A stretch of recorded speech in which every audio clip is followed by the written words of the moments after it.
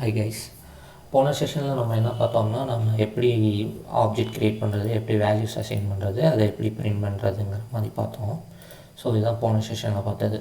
மூணு object create பண்ணோம். OBJ1, OBJ2, OBJ3க்கு. அதாவது இதுதான் ஆப்ஜெக்ட் க்ரியேஷன். அதை ரெஃபர் பண்ணுறது OBJ1, OBJ2, OBJ3. ஸோ இந்த மாதிரி வந்து நம்ம போன இதில் பார்த்தோம்.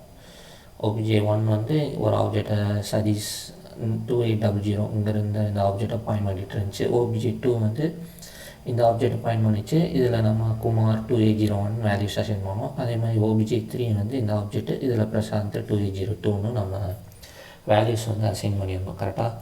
ஸோ இப்போ நம்ம இந்த வீடியோவில் என்ன பார்க்க போகிறோம்னா, ஆஃப்டர் ரீஅசைனிங் நான் வந்து இந்த பிரிண்டெல்லாம் தூக்கிறேன்.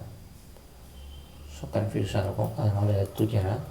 நான் மூணுக்குமே ஆப்ஜெக்ட் க்ரியேட் பண்ணிட்டேன், மூணோட வேல்யூஸும் கொடுத்துட்டேன். ஸோ எனக்கு இந்த மாதிரி வந்து ஃபைனல் பிக்சர் இருக்குது, சதீஷ், குமார், பிரசாந்த். இப்போ நான் என்ன சொல்கிறேன்னா, OBJ1 வந்து ஈக்குவல் டு OBJ2 இந்த மாதிரி பண்ணலாமான்னா பண்ணலாம். நீங்கள் எப்படி வந்துட்டு சிம்பிளாக சொல்லணும்னா, இன்ட்டு ஏ வந்து நான் வந்து 10ன்னு கொடுக்குறேன், இன்ட்டு பி வந்து 20ன்னு கொடுக்குறேன்னு வச்சுக்கோங்களேன். இப்போ வந்துட்டு int A equal to B அப்படின்னு சொன்னோன்னா, இப்போ என்ன ஆகும்னா, ஏவோட வேல்யூ என்னவாக இருக்கும், 10ஆக இருக்கும். ஏன்னா பியோட வேல்யூ 20ஆக இருக்கும். பியோட வேல்யூ 20னால இப்போ ஏவோட வேல்யூ என்ன பிரிண்ட் பண்ணி பார்த்தீங்கன்னா நீங்கள் 20 வரும். ஸோ இதே கான்செப்ட் தான் இப்போ பண்ணுறோம். பி வேல்யூவும் 20 வந்துடும், ஏ வேல்யூவும் 20 வந்துடும். இனிமேல் நீங்கள் பிரிண்ட் பண்ணி பார்த்தீங்கன்னா ஓகேங்களா. ஸோ இப்போ அதே மாதிரி தான் இப்போ நான் என்ன பண்ணியிருக்கேன்னா, OBJ1 equal to OBJ2 reference வேரியபிளும் நீங்கள் ரீஅசைன் பண்ணலாம். ஸோ OBJ2 வந்து என்ன பண்ணிகிட்ருக்கு, இந்த ஆப்ஜெக்டை ரெஃபர் பண்ணிகிட்ருக்கா. ஸோ OBJ1 இப்போ என்ன பண்ணோம், இதே ஆப்ஜெக்டை ரெஃபர் பண்ணோம். ஸோ இப்போ நீங்கள் நம்ம வேல்யூஸை பிரிண்ட் பண்ணி பார்ப்போம். அப்போ தான் நம்மளுக்கு ஐடியா கிடைக்கும் எப்படி வந்து அது ஒர்க் ஆகுது அப்படின்ட்டு. ஒரு நிமிஷம்.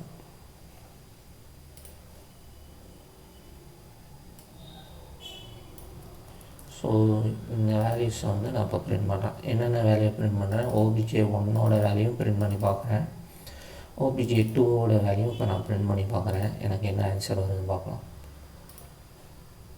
பாருங்கள், இப்போ வந்து ரெண்டுக்குமே பார்த்தீங்கன்னா குமார்னு ஆன்சர் இருக்குது. குமார் சிஎஸ்சி ரோல் நம்பரு எல்லாமே வந்து ரெண்டுக்குமே வந்து சேம். ஸோ இப்போ என்ன ஆகுது அப்படின்னா, இந்த பிக்சர் படி ஒர்க் ஆகுது ஆக்சுவலாக.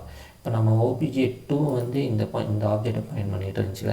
ஸோ இப்போ OBJ1 ஈக்குவல் டு OBJ2ன்னு சொல்லிட்டோம். ஸோ OBJ2 எதை பாயிண்ட் பண்ணிகிட்டு இருந்துச்சோ அதே ஆப்ஜெக்ட் தான் இனிமேல் OBJ1னும் பாயிண்ட் பண்ணிகிட்டு இருக்க போகுது. ஸோ அது என்ன செய்யும், OBJ1 இதை பாயிண்ட் பண்ணிகிட்டு இருந்தது, இனிமேல் OBJ1னும் இதை தான் பாயிண்ட் பண்ணும், இதை பாயிண்ட் பண்ணாது.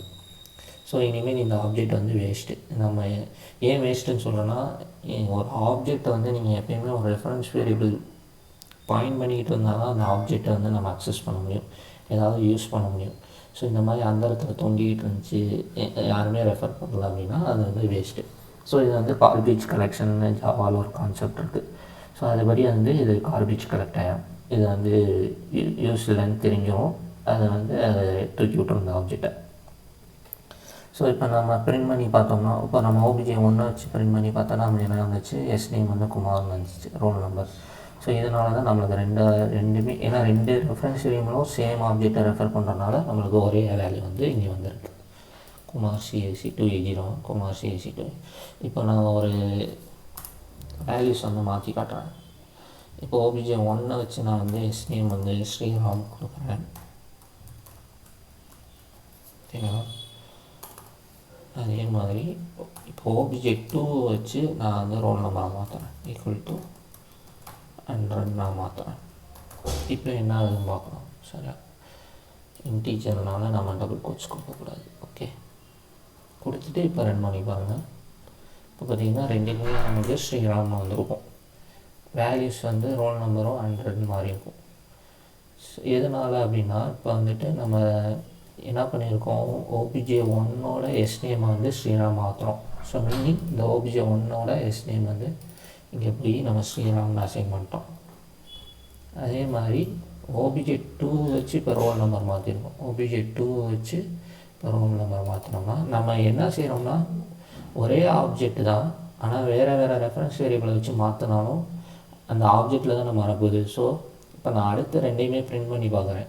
ஒப்ஜி ஒன்றையும் பிரிண்ட் பண்ணி பார்க்குறேன், ஒப்ஜி டூ ரெண்டுமே ஒரே ஆப்ஜெக்டில் பாயிண்ட் பண்ணிகிட்டு இருக்கனால எனக்கு வேல்யூஸ் வந்து சேமாக தான் இருக்கும். ஸோ எப்பயுமே ஒரே ஆப்ஜெக்டை 2 டிஃப்ரெண்ட் ரெஃபரன்ஸ் வேரியபிள் ரெஃபர் பண்ணிக்கிட்டு இருக்குது அப்படின்னா கொஞ்சம் கேர்ஃபுல்லாக இருக்கணும். ஏன்னா நம்ம நம்ம என்ன நினைப்போம், ஓபிஜி 1 இருக்கிறத வச்சு தான் நம்ம மாற்றுறோம், அதனால் இது மட்டும்தான் மாறப்போகுது அப்படின்னு கிடையாது. அதை some other reference variable point பண்ணிக்கிட்டு இருந்தாலும் அதுக்கு என்ன ஆகும், ரிஃப்ளெக்ட் பண்ணுறப்ப இதை பிரிண்ட் பண்ணி பார்த்தாலும் இதே வேல்யூஸ் தான் வந்து பிரிண்ட் ஆகும். ஸோ இது சம்திங் லைக் பாயிண்டர் கான்செப்ட். ரெண்டுமே வந்து சேம் மெமரி பாயிண்ட் பண்ணிகிட்ருக்கனால ஒன்றில் சேஞ்ச் பண்ணாலும் இன்னொன்றில் ரிஃப்ளெக்ட் ஆகும். ஸோ இதை கொஞ்சம் கேர்ஃபுல்லாக ஹேண்ட் பண்ணணும். பட் ஆனால் இந்த மாதிரி நம்ம நிறையா ப்ரோக்ராமிங் கோட்ஸ்லாம் வந்து பார்ப்போம். ஜஸ்ட் இந்த ஆப்ஜெக்டை வந்து பாஸ் பண்ணுவோம் இன்னொரு ரெஃபரன்ஸ் வேரியபிளுக்கு. ஸோ அதில் வந்துட்டு பாயிண்ட் பண்ணிகிட்ருக்கோம். ஸோ அதை வச்சு சம் சேஞ்சஸ்லாம் பண்ணுவோம். ஸோ இதுலேயும் ரிஃப்ளெக்ட் ஆகும். ஸோ அதுக்காண்டி தான் இந்த கான்செப்ட் வந்து இப்போ நான் எக்ஸ்பிளைன் பண்ணேன். இதில் ஏதாவது டவுட்ஸ் இருந்தால் எனக்கு வந்து கமெண்ட்ஸில் சொல்லுங்கள், நம்ம இன்னும் கொஞ்சம் டீட்டெயிலாக நான் எக்ஸ்பிளைன் பண்ண பார்க்குறேன். Thank you guys.